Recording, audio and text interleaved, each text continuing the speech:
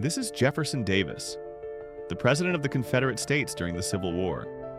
Before the war, he served as a senator and Secretary of War. But when the South seceded, Davis became the face of the rebellion.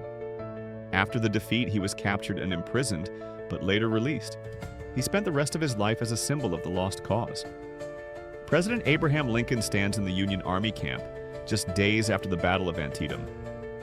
To his left, Allen Pinkerton, head of Union intelligence, and to his right, General McClellan, commander of the Army of the Potomac. Major Henry Washington Sawyer of the Union Army, photographed in full dress uniform. Recognized for his leadership at Camp Stoneman, Sawyer was known as a disciplined and reliable officer. These Union soldiers rest in camp, surrounded by pine trees and silence. They're not in battle now, but the exhaustion in their eyes tells a different story.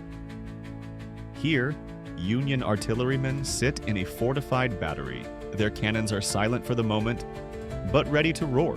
This is the calm before fire, when men wait, watching the tree line for movement.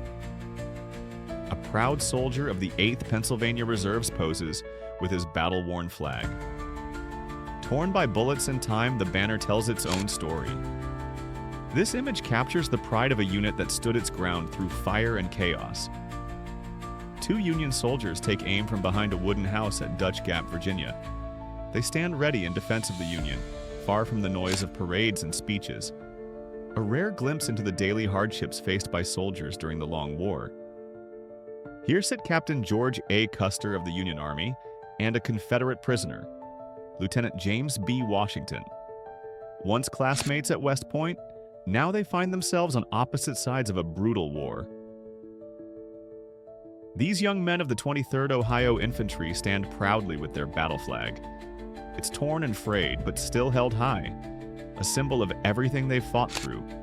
Among them were two future U.S. presidents, Rutherford B. Hayes and William McKinley. Crew members of the USS Wissahickon stand proudly beside the ship's Dahlgren gun.